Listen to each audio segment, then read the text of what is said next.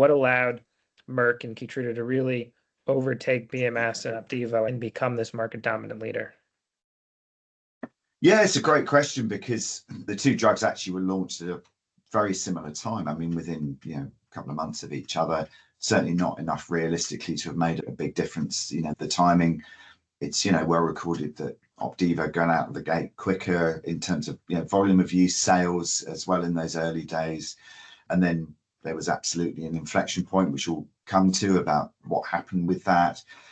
I mean, I think that there's lots of layers of this is a really interesting case study, actually. I mean, I think with Merck, they started to realize that they had something in their hands that could have really broad utility and impact survival in a way that nothing else had for a very long period of time. I mean, just go back historically, we saw very small, relatively small incremental gains, sadly, with the introduction of new therapeutics. And although the TKI era had done wonders for people with specific mutations, driving mutations, that outside of that we hadn't necessarily made a vast amount of progress. So they made some key decisions as they moved forwards.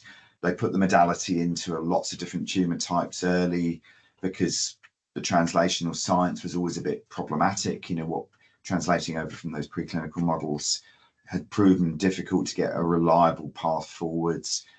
There are some things that we now know, didn't work in preclinical that did work in man, and the inverse of that. So, they threw it at a lot of different tumor types and learned through that.